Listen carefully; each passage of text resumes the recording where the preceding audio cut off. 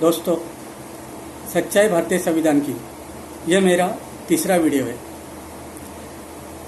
इस वीडियो में मैं ऐसे विषय पर आपसे बात करना चाहता हूं जो आजकल बहुत ही हॉट ट्रेंड है सोशल मीडिया पर।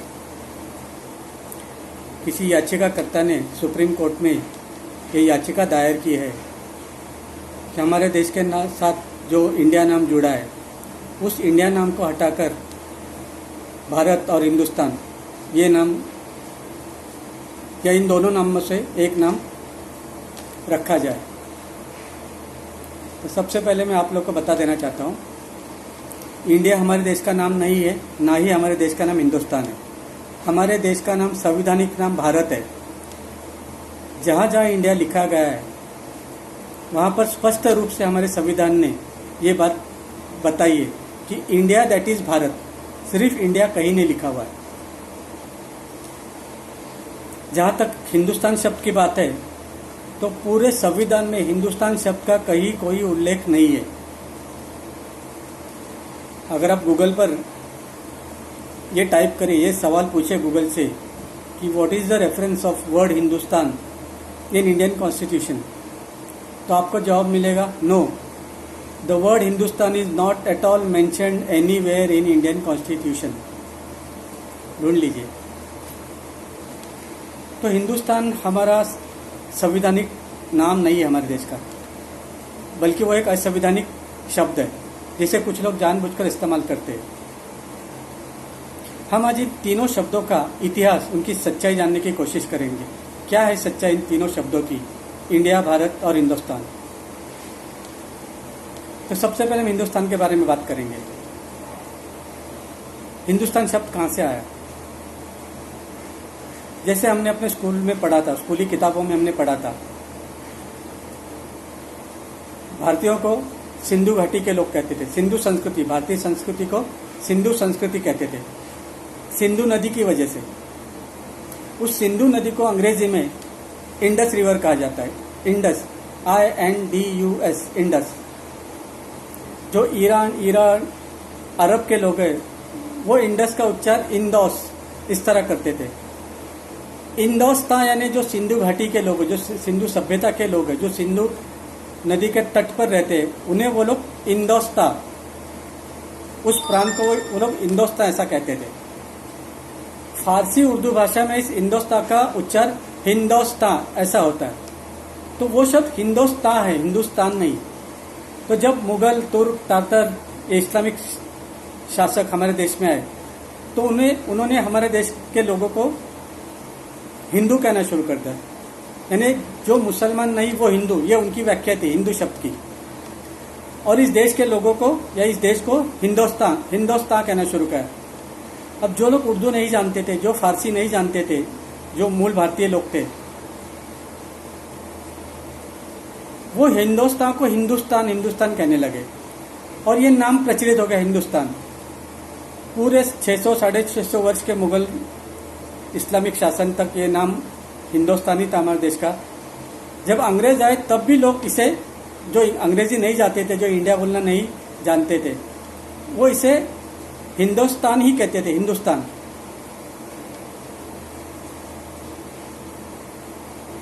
जब अंग्रेज आए हमारे देश में तो अंग्रेजों ने हमारे देश को नाम दिया इंडियंस, इंडिया। हमारे देश में आने से पहले अंग्रेज अमेरिका गए। 15वीं सदी, 15th सेंचुरी में वो अमेरिका गए। जब अमेरिका बन रहा था, एक देश बन रहा था, जब अमेरिका देश की खोज हो गई थी, अमेरिका देश को ढूंढ लिया गया था, तब ये अंग्रेज और फ्रेंच, जर्मन, दूसरे देशों को भी लोग गए थे, लेकिन सबसे ज्यादा उसमें अंग्रेज थे। तो उन अंग्रेजों ने वहां के जो मूल निवासी थे अमेरिका के, उनको नाम दिया रेड इंडियंस, क्योंकि उनकी त्वचा लाल थी। और इंडियंस का मतलब है जंगली, जाहिल, अनपढ़ लोग। तो ये नाम उन्होंने दिया रेड इंडियंस उन मूल निवासियों को जो अमेरिका में रहते थे।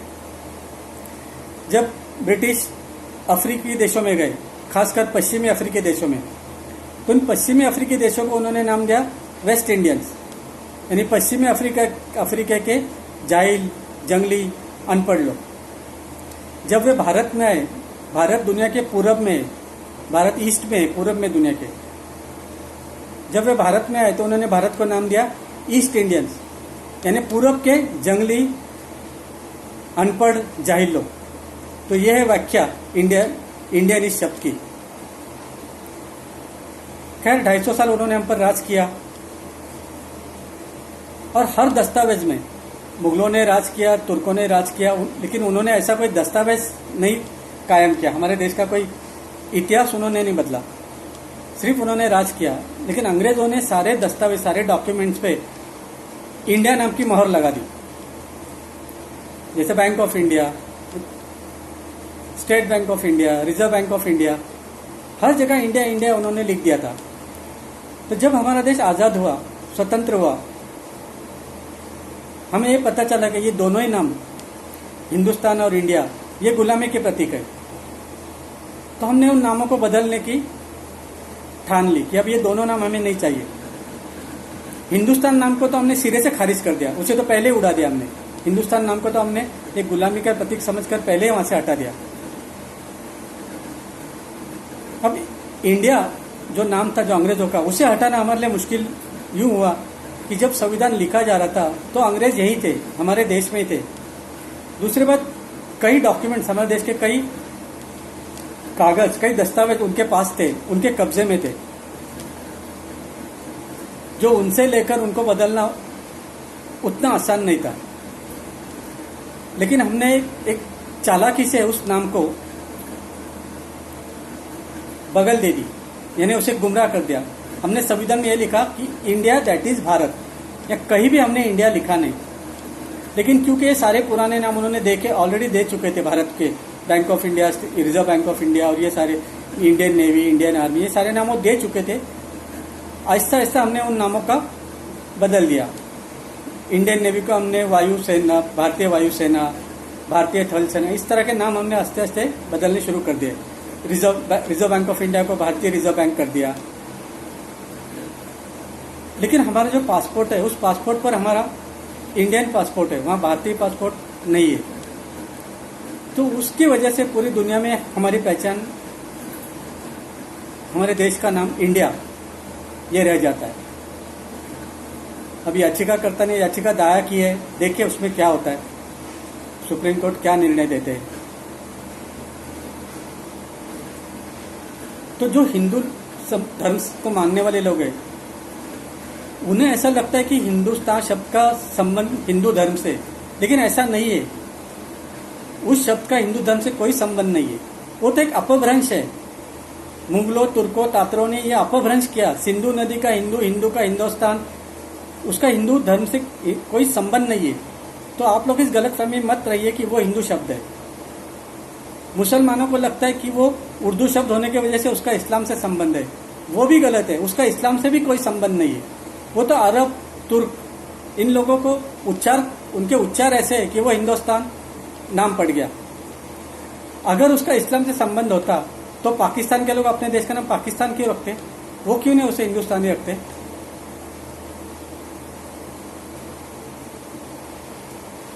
तो जिस डॉक्टर बाबा साहब अम्बेडकर जी ने इस नाम को, इन दोनों नामों को खारिज कर दिया, खासकर हिंदुस्तानी इस नाम को खारिज कर दिया। आप लोग को जानकर हैरानी होगी कि जब बाबा साहब जिंदा थे, यानी बाबा साहब ने जो कुछ भी लिखा हिंदी और मराठी में, और जितने भी भाषण, जितने भी आर्टिकल्स बाबा साहब ने हिंदी और मराठी में लिखे, तो बाबा साहब अपने जमाने में, उनके वक्त में बाबा साहब भारत को हिंदुस्तान ही कहते थे। उन्होंने कभी भारत नहीं कहा, हर भाषण में हिंदुस्तान ही कहते थे। वो खुद ही हिंदुस्तान कहते थे भारत को, क्योंकि उस वक्त ये नाम ही प्रचलित था। भारत कोई नहीं कहता था। 900 साल तक इस देश को भारत कोई नहीं कहता था। फिर ये भारत शब्द आया कहां से? जब हमने खोज की कि हमारे देश का कोई ऐतिहासिक नाम हो, ये गुलामी के नाम हमें नहीं चाहिए, हिंदुस्तान और इंडिया। तो जैसे मैंने बताया, कुछ लोग इल्जाम लगाते हैं भारतीय संविधान इस देश की कॉपी है, उस देश की कॉपी है। तो आज मैं आपको सच्चाई बताता हूं, भारतीय संविधान कॉपी है। हाँ, भारतीय संविधान है कॉपी, लेकिन किसी देश की नहीं, किसी इंग्लैंड, अमेरिका, यूरोपीय देश की कॉपी नहीं है। वो सम्राट अशोक के संविधान की कॉपी है। सम्राट अशोक का संविधान दुनिया का पहला लिखित संविधान है जिसके सबूत है यूपी, बिहार, सांची, नालंदा, यहाँ पर इसके सारे सबूत है। दुनिया का पहला लोकतांत्रिक संविधान अगर किसी ने अमल में लाया और जिसका लिखित स्वरूप मौजूद है वो है अशोक का गणराज्य। उस गणराज्य से सम्राट अशोक के गणराज्य का जो संविधान है वो बाबा साहब ने पूरी तरह कॉपी किया। उदाहरण के लिए सम्राट अशोक के राज में जिसे हम अशोक चक्र, जो हमारा राष्ट्रीय चिन्ह अशोक चक्र है, उसे धम्म चक्र कहते हैं। वो बुद्ध धर्म की पहचान है। तो सम्राट अशोक के राज में वो धम्म चक्र राष्ट्रीय चिन्ह हुआ करता था। सम्राट अशोक की जो राज मुद्रा थी वो 4 सिंहों वाली राजमुद्रा, उसी राजमुद्रा को हमने अपनी राजमुद्रा स्वीकार किया। उस राजमुद्रा के नीचे सत्यमेव जयते ये बौद्ध वचन लिखा है। उस सत्यमेव जयते को हमने अपना राष्ट्रीय वचन बना लिया। सम्राट अशोक का राष्ट्रीय पेड़ पीपल का पेड़ था। पीपल के पेड़ के नीचे ही भगवान बुद्ध ने ज्ञान की प्राप्ति की थी, ये सारी दुनिया जानती है। और पीपल के पेड़ को बहुत ज्यादा महत्व है बुद्ध धर्म में। तो वही पीपल का पेड़ जो सम्राट अशोक का राष्ट्रीय पेड़ था, हमने भी अपना राष्ट्रीय पेड़ बना लिया। कमल का फूल सम्राट अशोक का राष्ट्रीय फूल था, उसे हमने राष्ट्रीय फूल बना लिया। उस कमल के फूल को बौद्ध पाली भाषा में पद्म कहते हैं, पद्म। उसी पद्म शब्द पर हमारे 3 पुरस्कार है, पद्म विभूषण, पद्म भूषण और पद्मश्री। सम्राट अशोक की राष्ट्रीय नदी का नाम था गंगा। तो गंगा आज भी हमारी राष्ट्रीय नदी, हमने उसी गंगा को अपनी राष्ट्रीय नदी का तौर पर स्वीकार किया। सम्राट अशोक के समय में जो चलन, जो करेंसी हुआ करती थी, उस करेंसी को रूपा या रुपया कहते थे। रूपा यानी चांदी की सिक्के, चांदी की करेंसी, सिल्वर करेंसी, कॉइन्स। तो वो रूपा या रुपया पूरी दुनिया का सबसे तगड़ा करेंसी मानी जाती थी सम्राट अशोक, और उसके बाद भी कई वर्षों तक, जब तक इस देश में बौद्धों का शासन था, मुगल और अंग्रेज आने से पहले। कम से कम आधी दुनिया से भी ज्यादा देशों में रुपया ही सबसे तगड़ा चलन था, करेंसी थी। और आज वो रुपया इतना पतला होते जा रहा है कि अब टीबी होकर मर जाएगा, इस हालत पे रह गया रुपया, जो एक जमाने में पूरी दुनिया का स्ट्रॉन्गेस्ट करेंसी माना जाता था। तो उस रुपया को भी हमने अपना राष्ट्रीय चलन बना लिया, जो सम्राट अशोक का राष्ट्रीय चलन था, करेंसी थी। आज भी कम से कम 6 से 7 देश ऐसे हैं जिनकी राष्ट्रीय करेंसी रुपया है। भारत, पाकिस्तान, नेपाल, मलेशिया, श्रीलंका, भूटान, ऐसे 6-7 देश है आज भी ऐसे जो रुपये को अपना राष्ट्रीय करेंसी मानते हैं। और जब हम आजाद हुए, स्वतंत्र हुए, उस वक्त 15 से ज्यादा देशों के करेंसी रुपया थी। तो सोचिए उस समय में कितने देशों की करेंसी रुपया होगी, क्योंकि सम्राट अशोक का राज ये केवल कश्मीर से कन्याकुमारी तक सीमित नहीं था। कश्मीर से आगे लाहौर, पेशावर, अफगानिस्तान, यानी अफगानिस्तान से लेके कन्याकुमारी, और कन्याकुमारी से भी आगे श्रीलंका यहां तक थी। और गुजरात से लेके अरुणाचल प्रदेश नहीं, गुजरात से भी पीछे कराची, सिंध। तो कराची, सिंध से लेकर अरुणाचल प्रदेश से भी आगे तिब्बत तक, चीन तक सम्राट अशोक का राज्य था। इतना व्यापक, इतना विशाल राज्य था, और इन सारे राज्यों में रुपया ही चलता था। तो अब 2 तारीख को इस बात का निर्णय लिया जाएगा सुप्रीम कोर्ट की तरफ से, जिस याचिकाकर्ता ने याचिका दायर की है कि इंडिया नाम को हटाकर हिंदुस्तान या भारत रखा जाए।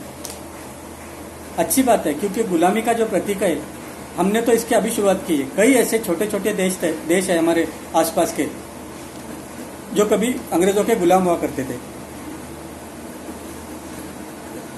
जैसे ही उनका अंग्रेजों का राज उनके देश से खत्म हो गया, उन्होंने अपना गुलामी वाला नाम, ब्रिटिशों ने दिया हुआ नाम बदल दिया। जैसे श्रीलंका का नाम सीलोन था। जैसे उन्हें आज़ादी मिल गई, उन्होंने सीलोन नाम बदलकर श्रीलंका रख दिया। म्यांमार, जिसे हम ब्रह्म देश कहते हैं, उस म्यांमार का नाम था बर्मा। आज़ादी के बाद तुरंत उन्होंने वो बर्मा नाम बदलकर म्यांमार रख दिया।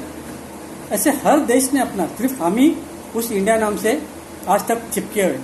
वैसे हमारा नाम है ही नहीं, वो किसी मजबूरी की वजह से हमें उस नाम का इस्तेमाल करना पड़ता है, क्योंकि हमारे डॉक्यूमेंट्स उस नाम से है। वैसे उसका इंडिया हमारे देश का नाम है ही नहीं। जहाँ जहाँ इंडिया लिखा है वहाँ पर इंडिया दैट इज भारत, ये स्पष्ट रूप से लिखा गया है। लेकिन हम ये भी सारी चीज़ें बदल सकते हैं, जो हमारे डॉक्यूमेंट्स हैं उनमें भी हम सारे नाम बदल सकते हैं। लेकिन हिंदुस्तान नाम हम कभी इस देश का नहीं रख सकते, वो असंवैधानिक नाम है। क्योंकि जो सच है सच है, इसीलिए हमने जो सम्राट अशोक का राष्ट्रवचन था, सत्य में जयते, उसको अपना राष्ट्रवचन बनाया।